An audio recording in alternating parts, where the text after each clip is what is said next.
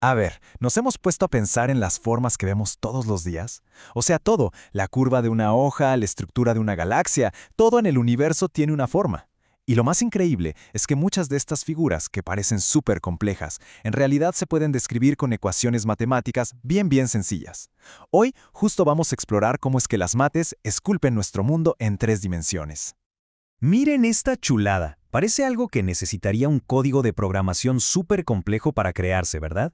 Pues lo que es increíble es que esta superficie, con todas sus curvas y relieves, nace de una sola y simple ecuación matemática. Aquí no hay trucos de software, es el poder puro del cálculo. Y esa es la gran pregunta que vamos a responder hoy. Estamos muy acostumbrados a ver que una ecuación como y igual a x al cuadrado dibuja una curvita en una hoja de papel, o sea, en un plano 2D. Pero, ¿qué pasa cuando a esa misma ecuación le damos una dimensión extra para que juegue? Ahí es donde empieza la verdadera magia. Este es nuestro plan de ataque. Vamos a empezar con un truco muy ingenioso. Luego, pondremos a girar las curvas como si fuéramos alfareros matemáticos. Después conoceremos a una familia de formas súper elegantes y al final veremos por qué todo esto es importantísimo en el mundo real. Muy bien, vamos a darle. Nuestra primera gran idea es un truco tan sencillo como poderoso para transformar ecuaciones 2D en unas formas tridimensionales espectaculares. Fíjense en esto, que está buenísimo. En un plano 2D, la ecuación z igual a x cuadrada nos da una parábola, la típica curva en forma de U que conocemos desde la escuela. Pero ahora en el espacio 3D, ¿qué onda con la variable y? Simplemente no está en la ecuación. Y ahí, justo ahí, está la clave. Como la ecuación no le impone ninguna regla y, la parábola simplemente se extiende, se proyecta a lo largo de todo el eje y, creando esta superficie que parece como una cortina o una rampa infinita. A este tipo de superficie la llamamos superficie cilíndrica. Y ojo, un punto súper importante es que no tiene por qué ser circular como un tubo. Cualquier curva 2D que extendemos a lo largo de un eje crea un cilindro, en el sentido matemático. Da igual si es una parábola, una onda o lo que sea. Y chequen cómo esta misma regla funciona con una curva totalmente distinta. Si tomamos la onda de toda la vida, la sinusoidal z igual a seno de x, y la extendemos por el eje y que falta, el resultado es esta superficie ondulada padrísima, como si hubieran congelado el mar en un instante.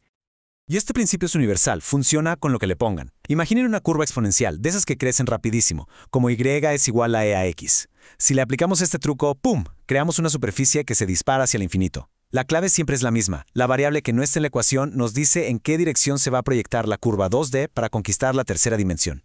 Bien, si el primer método era como estirar una tela, el que sigue es mucho más dinámico. Piensen en un torno de alfarero, donde una simple silueta se convierte en un objeto tridimensional nomás por girar. Pues las matemáticas pueden hacer exactamente eso.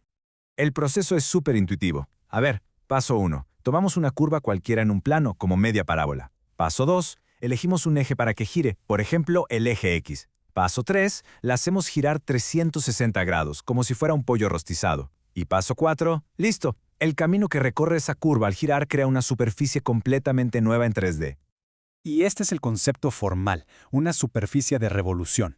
Es una técnica increíblemente poderosa para generar formas simétricas y complejas a partir de curvas súper sencillas. Es la base de muchísimas de las formas que vemos por todos lados, desde una botella hasta la campana de una trompeta. Vamos a verlo en acción. Si tomamos esta parábola y la ponemos a girar alrededor del eje X, el resultado es un paraboloide. Esta forma de tazón no es solo una curiosidad matemática, Es la geometría precisa que hace que funcionen las antenas satelitales y los telescopios. Y todo empieza con una simple curva girando en el espacio.